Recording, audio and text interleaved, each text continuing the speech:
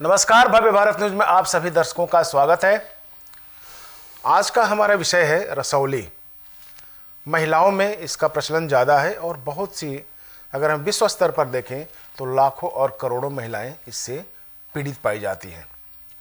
रसौली क्या है, क्या इसका इलाज संभव है, क्या आयुर्वेद में इसका इलाज है या फिर एलोपैथ में है, इन सब विषय पर चर्चा करने के लिए आज हमारे पास फिर वयोवृद्ध और गायत्री साधक पंडित लक्ष्मण दास रतन भारद्वाज जी मौजूद हैं, तो उनसे हम चर्चा करेंगे। लेकिन जानने से पहले कुछ छोटी बातें हैं जो आपको बता दें कि रसौली क्या है। तो चलिए शुरू करते हैं। जो यूट्रस रसौली है, जिसमें सिस्ट बन जाता है, तो सबसे पहला सवाल ये होता है, क्या खान पान की वजह से होता है? रसौली को अगर हम माने तो रसौली को मेडिकल भाषा में यूटेरिन फाइब्रॉइड लियोमायोमा कहा जाता है। गर्भाशय की मांसपेशी से बनने वाला गैर कैंसरस गांठ होता है ये, या कैंसरस हो भी सकता है, लेकिन जो रसौली की हम बात करें तो ये गैर कैंसरस होता है, जिसका कि परीक्षण करके ये कंफर्म किया जाता है कि हाँ जी यह रसौली है या फिर एक कैंसरस रसौली है। इसके बाद ही आप उपचार पर फोकस करते हैं, वो चाहे आयुर्वेद हो या फिर चाहे आपका एलोपैथ हो। एलोपैथ में ऐसा माना जाता है कि ऑपरेशन के सिवा इसकी कोई दवा नहीं है, लेकिन आयुर्वेद में इसकी दवा है और वैद्य जी जो हमारे साथ आज बैठे हुए हैं ये बताएंगे कि इनका उपचार किस तरह से रसौली में कारगर है। अगर हम मोटे तौर पर बात करें तो विश्व स्तर पर इसकी बहुत बड़ी संख्या है और ये 2-3 तरह से होती हैं। जो डिसऑर्डर आपकी होती है उसमें होता है कि जैसे मासिक धर्म आया उस समय आपके रक्तस्राव का ज़्यादा होना, पेट में गांठ का बन जाना, मतलब यूट्रस में गांठ का बन जाना, फिर आपके पेशाब में बार बार पेशाब आना, इस तरह की कई अनियमितताएं आपको देखने को मिलती है। अगर हम इसकी उत्पत्ति की बात करें तो ये बहुत पुरानी पद्धति है, महिलाओं में बहुत पहले से चली आ रही है, लेकिन 19वीं शताब्दी में ये प्रचलन में आया और इसको लोग रसौली के नाम से जानने लगे थे। चलते हैं जानकारी के लिए बाबा जी के पास और फिर तरह तरह के सवाल और जो इसके उपचार हैं वो जानने की कोशिश करते हैं। बाबा जी आपका स्टूडियो में बहुत बहुत स्वागत है। नमस्कार। रसौली का आप मास्टर माने जाते हैं और मेरे ख्याल से अभी भी कोई आपके क्लिनिक में आया था तो रसौली के उपचार के लिए आया था। तो पहले हम यहीं से शुरू करते हैं कि आपके क्लिनिक में जो व्यक्ति आए हुए थे या जो महिलाएं आई हुई हैं, किस तरह की रसौली है और इसका उपचार कैसे आप करेंगे? देखिए, सबसे पहले तो आपको समझो रसौली बनती क्यों है। जो मासिक धर्म की ट्यूबें हैं ये यहाँ से कान के पास से ऐसे चलती हैं। ये मासिक धर्म की ट्यूबें कान के आसपास से चलती हैं। हाँ, फिर यहाँ से साइड से होके सुंडी में जाके फिर यूट्रस में जाती हैं। जी जी। अब जो औरत पैंट पहनती है या रबड़ का प्रचलन ज़्यादा हो गया, कमर में नाड़ा नहीं बांधना, रबड़ी रखनी, तो इसमें जैसे बालों को कस के बांधा हमने रबड़ से, ऐसे वो नसें जो है उसके अंदर खून फट जाता है। अच्छा। अब जब भी आप बाथरूम जाएं कुछ करें थोड़ी देर के लिए ढीला होगा, फिर वो जमा हुआ खून जो है वो आके यूट्रस में जमा होना शुरू हो जाता है। फिर उससे गांठ बनती जाती है, बढ़ती जाती है, बढ़ती जाती है। 7 किलो की रसौली तक मैंने 1 महीने में काटी है। 7 किलो की रसौली को आपने काटा है? ये रुक्मणी थी एक औरत बादरगढ़ से। बादरगढ़ की थी? हाँ जी जी। तो डॉक्टर ने को जवाब दे रखा था कि देखिए ऑपरेशन के अलावा कोई इलाज नहीं है। तो अगर सैन में उसका रखा हुआ था इलाज, उन्होंने 1 महीने बाद ऑपरेशन करेंगे। जब मेरे पास आई मैंने कहा ऐसे ऐसे बात है, दवाई दी, 1 महीने की दवाई वो 26 दिन में खा गई। उसके बाद उसने अल्ट्रासाउंड कराया, देखा कि रसौली तो आपको है ही नहीं, ऑपरेशन की चीज़ का कराना। और उसको जो तकलीफ़ होती थी वो नहीं रही थी, तकलीफ़ तो उसकी तीसरे दिन ही ख़त्म हो गई थी।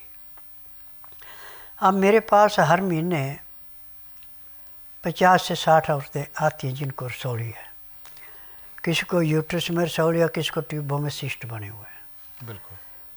और मेरा नियम है कि मैं नाड़ी परीक्षण से देखता हूँ, ना मैं रोगी से पूछता, ना मशीनों से टेस्ट कराता। मुझे नाड़ी का इतना अभ्यास है कि जिसको MRI, CT scan, X-ray, ultrasound, ECG, sonography नहीं पकड़ती, उसको मैं 5 सेकंड में बताता हूँ इस अंग में ये नुक्सा है। और मुझे 10,000 जड़ी बूटियों की पहचान है जिनसे मैं दवाइयाँ बनाता हूँ। और ये दवाइयाँ किसी भी किस्म का रोग है, पेट में जाने के 10 सेकंड में अपना असर दिखाना शुरू कर देती हैं। और हर एक रोग को ऐसे समाप्त करती हैं जैसे पकी हुई फसल को किसान खेत से काट के खेत को खाली कर देता है, ऐसे हर एक रोग समाप्त होता है। आज मैंने पूरे संसार से, मेडिकल से, आयुर्वेद से, यूनानी से, होम्योपैथी से एक ही निवेदन किया है कि जब आपके पास रोगी का उपचार करके आप थक गए, आपकी दवाइयाँ उसको सुन भी नहीं कर रही हैं, तब मेरे पास उस रोगी को लाएं। परंतु बुधवार को नहीं लाना, गुरुवार से लेकर मंगलवार के बीच में लाना। जिस दिन लाना उस दिन रात्रि 10 बजे तक खिला पिला के, दातन कूड़ा खुरा के, बड़ी इलायची मुंह में चूसने के लिए दे दें। और जब तक मैं नाड़ी परीक्षण करूं तब तक एक बूंद भी पानी पीने को या कुछ खाने को नहीं देना। 9 से 10 के अंदर उसका नामकरण कराना, 10 से 12 मैं नाड़ी परीक्षण करूँगा। 5 सेकंड में आपको पैर के तलवे से सिर के बाल तक की सारी रिपोर्ट दूंगा कि इस अंग में ये चीज़ है, इसमें ये है। और अपनी दवाई दे के उसी दिन उसको 15 से 20% आराम तो परमानेंट कर दूंगा। जी जी। और महीने 1.5 महीने में रोग समाप्त हुआ, दवाइयाँ बंद होगी। मेरे आश्रम की दवाई सारी उम्र नहीं खानी पड़ती, केवल उतने दिन जितने दिन रोग है। और आज जिन औरतों को संतानें थी उनको संतानें मिली हैं, जिस मर्द के शुक्राणु नहीं थे उसके शुक्राणु पूरे मिले, उसके भी संतान पैदा हुई। और सौड़ी वाली, शिष्ट वाली औरतें और कैंसर वाली औरतें, ये मेरे पास हर महीने 60 से 70 आती हैं। परंतु किसी का भी उपचार 1 महीने से फालतू नहीं करना पड़ता। इसके होने का मुख्य कारण है पहनावा। जो औरत पैंट पहनेगी और नाड़े की जगह प्लास्टिक रखी, उसको रसौली भी बनेगी और ट्यूबों में सिस्ट भी बनेंगे। यदि नाड़ा पहने, अंडरवियर पहनना, उसमें भी नाड़ा रखे, तो मैं कहता हूँ कि रसौली तो कभी आपको बननी, सिस्ट कभी बनना ही नहीं, क्योंकि वो तो बिल्कुल नॉर्मल रखा जाता है। रबड़ जैसे गर्मी में कोई चीज़ सिकुड़ती है, ऐसे शरीर को अंदर को दबाती है और उसी में सारी नसों का संबंध है। जब नस दब गई, वहाँ से निकलने की जगह नहीं है उसको ठीक, तो रोग पैदा होगा। आपके अभी तक जितने भी आपने चीज़ें बताई हैं, लक्षण बताए हैं, कपड़ों की बात करी है, रबर की बात करी है, उससे एक ही चीज़ होता है कि जो रबर है वो आपके ब्लड सर्कुलेशन को रोकता है, जिसकी वजह से ये चीज़ें बनती है, औरतों में ये बनती हैं। बाबा जी, एक सवाल गले नहीं उतर रही है कि 7 किलो की रसौली और आपने ऐसे ख़त्म कर दिया जिसका ना कोई ऑपरेशन हो नहीं हो, तो ये किस तरह से निकला होगा अभी? देखिए, मैंने जो जड़ी बूटियों से दवाइयाँ बनाई हैं, इस दवाई का 1 चम्मच 1 गिलास पानी में उबालना, उबाल आने के बाद नीचे उतार लेना उसको। जब उसका 15 से 18 डिग्री टेम्परेचर रह जाए तो उसको पीने में 20 मिनट लगाने। 2-2 घंटे बाद 5-6 बार देते हैं। अब उसके बाद जब उसको मासिक धर्म आएगा तो उसको पता भी तभी लगता है जब बाथरूम जाती है कि मासिक धर्म है, दर्द नहीं होता। और उसमें वो जैसे कैंचुए होते हैं, ऐसे छोटे छोटे टुकड़े आ जाते हैं कट के। और इसका सबसे बड़ा प्रभाव यह है कि जिनको रसौली के वजह संतानें नहीं थी, जी जी, उनको संतानें मिल गई। और जिसको डॉक्टर ने कहा भाई यूट्रस निकालना पड़ेगा, उनका यूट्रस बच गया। यानी जो भी मेरे पास मरीज आ गया और दवाई ईमानदार से खा ली, वो आज सब ठीक है। ऐसे औरत को जब भी मासिक धर्म में थोड़ी गड़बड़ी हो जाए तो उसको 2 चीज़ों पर ध्यान देना चाहिए। मेरे पास आने की ज़रूरत नहीं है, जब रोग बिगड़ जाता फिर तो आने पड़ता है। जी। मेथी का 1 चम्मच 1 गिलास गाय का दूध 1 गिलास पानी में धीमी आंच पे इतना उबालना, पानी सूख के दूध का भी 1 गिलास का पौना गिलास रह जाए। अब उस दूध को सुबह और इतना शाम को पीना शुरू करें तो उसका मासिक धर्म रसौली बढ़ने लगी तो शुरू में कट जाती है, शिष्ट नहीं रहता। परंतु ये नहीं कर सकते हैं तो रसौत घर में ला के रखें। क्या? रसौत। रसौत क्या होती है? रसौत जैसे कत्था होता है ऐसे रसौत होती है। अच्छा। कसमले एक पेड़ होता है जिसको दारू हल्दी बोलते हैं। दारू हल्दी का? हाँ, प्रचलित नाम दारू हल्दी है। दारू हल्दी। इसको उबाल करके और जैसे कत्था बनाया जाता है खैर से, ऐसे इसको बनाया जाता है। और फिर इसको पानी में घोल दें। प्याज का रस निकालें 4 चम्मच, उसमें 2 बूंद रसौत की डाल दें। इतना सुबह देना, इतना शाम को देना, तो उससे भी बिगड़ा हुआ मासिक धर्म बिल्कुल ठीक हो जाता है और स्टार्टिंग में रसौली इसी से कट जाती है। परंतु जब रसौली 1 किलो से ऊपर हो जाती है तो उसको दवाइयाँ देनी पड़ती हैं। नहीं, रसौली तो अगर 4 mm, 3 mm, 2 mm के भी हो जाए तब भी वो परेशान। वो तो इसके रसौत से और प्याज के रस से कट जाती है। मेथी का काढ़ा बना के पीने से भी कट जाती है। और ऐसे रसौली को सबसे आसान जो तरीका है वह अमरबेल का। अमरबेल का मतलब बेल फल वाले में ना? अमरबेल पेड़ों के ऊपर पीले पीले धागे होते हैं, उसमें पत्ता नहीं आता। पीले पीले क्या होते हैं? धागे से होते हैं, लटके। अच्छा, धागे से लपेटे होते हैं। हाँ, पेड़ को ढक लेती है वो। बिल्कुल बिल्कुल। जिस पेड़ पे वो चढ़ती है उस पेड़ को भी सुखा देती है, खत्म कर देती है। हाँ। हाँ। अमरबेल 50 ग्राम 200 ग्राम पानी में इतनी उबालनी है कि आधा गिलास पानी बचे, 1.5 गिलास सूख जाए। उसको नीचे उतार के और उसके अंदर शहद मिला के तब उसको पीना। आधा गिलास पीने में 20 मिनट लगाने। उसके बाद एक तो आपको बाथरूम बड़ा आएगा और सौड़ी जैसे पत्थर को पीस के उसका बजरपुर बनाया जाता है, ऐसे गला के निकाल देती है। और ऐसे भी आपको कील मुहस्से हो गए तो उस पर भी अमरबेल को तोड़ के उस पे ऊपर घिसने से वो ख़त्म हो जाता है। उसके अंदर इतनी ताकत है। अच्छा। और जिनको भयंकर गैस बनती है जी जी, और शरीर दिन पर दिन दुबला पतला होता जा रहा है, अमरबेल को लाके धो के छोटे पीस कर लें और इसको सुखा लें। सुखा करके पीस के पाउडर बना लें। जैसे 100 ग्राम पाउडर है तो उसमें 25 ग्राम सिंधा नमक और 25 ग्राम काला नमक मिला के और 25 ग्राम उसमें अजवाइन मिला के पाउडर बना के उसमें से 1 चम्मच सुबह खाना खाने के बाद 1 शाम को गुनगुने पानी से लेते हैं तो ना तो गैस बनेगी और ना उसकी पाचन शक्ति कमज़ोर होगी, ना शरीर में कमज़ोरी आएगी और सब रोगों को काट देती है। वैद्य जी, एक चीज़ है, सवाल है यहाँ पे कि रसौली और कैंसरस रसौली में बहुत बारीक लाइन है और डॉक्टर ये एडवाइस करते हैं कि जब भी आप रसौली की दवा ले रहे हैं, चाहे वो एलोपैथिक हो चाहे वो हो, तो सबसे पहले आप उसका परीक्षण करवा लें। उसकी बायोप्सी होती है और बायोप्सी के बाद वो बताते हैं कि ये वास्तव में रसौली है, यानी कि कैंसरस जो चीज़ें होती है वो नहीं है, या फिर ये कैंसरस है तो उसके कैंसर की ट्रीटमेंट होती है। देखिए, मेरे पास जिसका डॉक्टर ने रसौली ऑपरेशन करके निकाल दी थी और कैंसर की जड़ें नहीं कटी थी, वो भी औरत मैंने ठीक किया है। टीवी के माध्यम से इसका भी इंटरव्यू देख लेना। क्योंकि मैंने पूरे संसार से एक ही निवेदन किया है कि ना तो यहाँ पे रोगी बोलेगा मुझे तकलीफ़ है, ना कोई टेस्ट रिपोर्ट लानी पड़ेगी, ना परिवार की हिस्ट्री बतानी पड़ेगी। जिस दिन आना उस दिन बुधवार नहीं होना चाहिए, बुधवार की मैं छुट्टी रखता हूँ।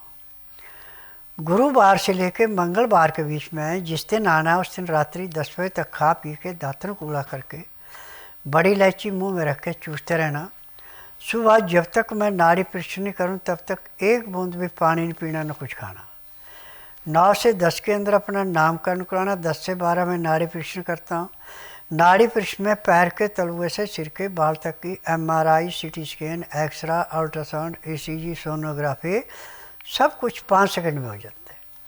फिर उसके बाद दवाइयाँ खाने की हैं, पीने की हैं, मालिश करने के तेल हैं, आँख में, नाक में, कान में डालने की दवाएँ, दांत व्यंजन, ये सब दवाइयाँ जड़ी बूटी हैं और मेरी अपनी फार्मेसी उसी में बनती हैं। मैं बाहर से किसी की बनी बनाई दवाई नहीं बेचता। और दवाई लेने के 2 घंटे में उसको उसी दिन 10 से 15% आराम तो परमानेंट मिल जाता है जी जी। और 15 दिन में 50 से 60% आराम मिलता है।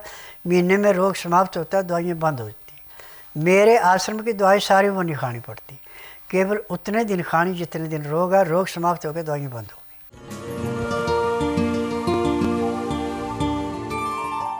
हाँ, मेरा नाम रुकमेश सागवान, सेक्टर 6 बहादुरगढ़ से आई हूँ। और कई जगह दिखाया है, बहुत बड़ी रसोड़ी थी मेरे पेट में बच्चादानी के अंदर, 2 रसोड़ी बताई बड़ी बड़ी, उसमें कई जगह मैंने दिखाया, नहीं हो यार ठीक। बहादुरगढ़ दिखाया, कई जगह सारा अस्पतालों में दिखाया, बच्चादानी निकालने का बोल दिया था। और दिल्ली अग्रसेन महाराजा अस्पताल में उसमें भी मैंने दिखाया, उसमें भी बच्चादानी निकलेगी। 1 हफ्ता का टाइम रहा था मेरे पास में, बहुत दवाई खाई मैंने 2-3 साल। फिर यहाँ टीवी में देखा मैंने, टीवी में देख के मैं यहाँ पर आई। यहाँ बाबा ने ये बोला है कि 1 महीने में बिल्कुल रसोड़ी ख़त्म हो जाएगी आपकी। मैं 1 महीने बजाय 1 महीने की दवाई मैंने 26 दिन में खाई और दवाई मेरी बिल्कुल रसोड़ी ख़त्म है। मैं अल्ट्रासाउंड करा के फिर बाबा के पास आई, बिल्कुल ख़त्म है मेरी रसोड़ी।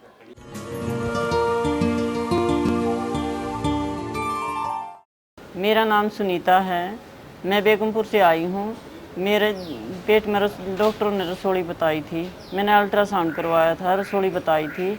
मैं टीवी चैनल देखकर बाबा जी के पास आई, बाबा जी ने रसोड़ी बताई थी और वो मेरे को दवाई दी थी। और वो मैंने 1 बार दवाई खाने 2 बार दवाई खाने के बाद मेरी रसोड़ी ख़त्म हो। अल्ट्रासाउंड दोबारा करवाया था, फिर उन्होंने बोला कि अब रसोड़ी नहीं है।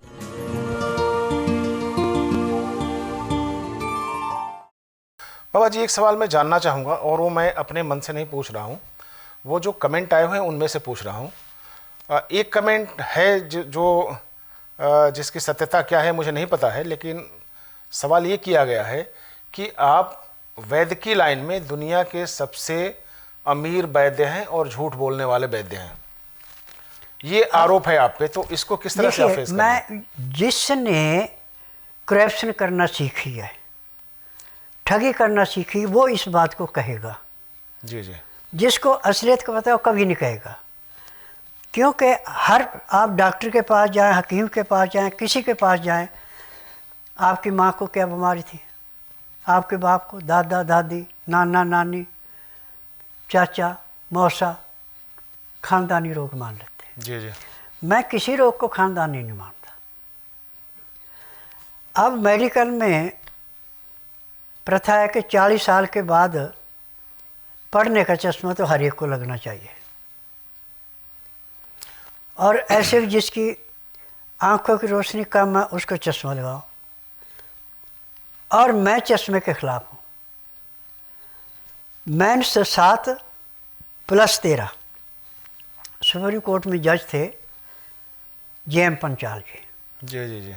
इनको हर्पीस निकला था, मेरे पास आए। हर्पीस तो समाप्त होने के बाद जो एलोपैथी दवाइयाँ खा के गठिया हो गया था वो भी ठीक किया, और आज भी वो बिल्कुल तंदुरुस्त हैं। जब कोई बात होती तो मेरे को फ़ोन करते, पंडित जी ऐसे है, मैं जी आप मैं दवाई भेज देता हूँ, वो ले लो।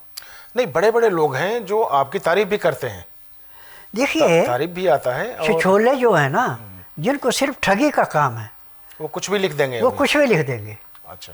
और जिनके अंदर इंसानियत है, जी जी। जिनको पता है, वो कभी भी गलत नहीं जिनको लाभ हुआ है। हाँ, आज मैंने पूरे संसार से एक निवेदन किया है, चाहे एलोपैथिक है, चाहे आयुर्वेद है, चाहे यूनानी है, चाहे होम्योपैथिक है, चाहे सन्यासी है,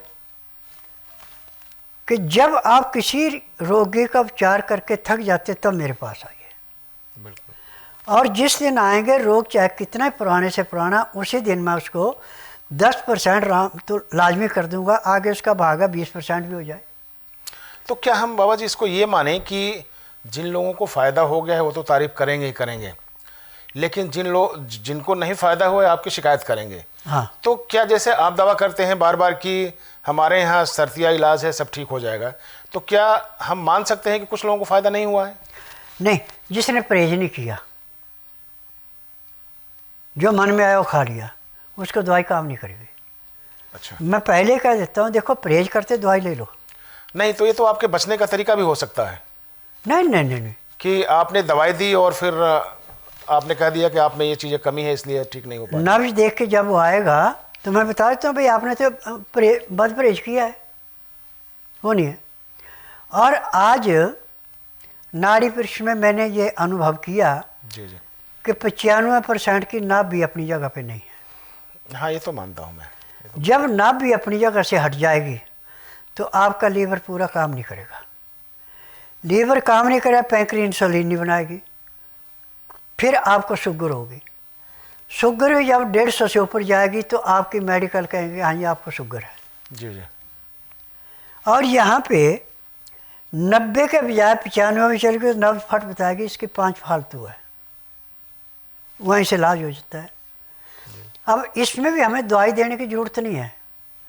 घर में जो आपके राशन रखा है उसी में से आप 100 ग्राम हल्दी ले लो, 50 ग्राम उसमें सिंधा नमक मिला दो, हर रोज़ रात को 1 चम्मच उसको गुनगुने पानी से दे दो।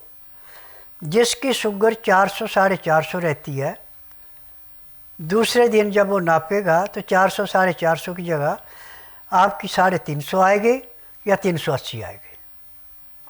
इतना 1 चम्मच हल्दी और नमक ख़त्म कर देता है इसको, क्योंकि नमक और हल्दी खून को साफ करेंगे। बिल्कुल बिल्कुल।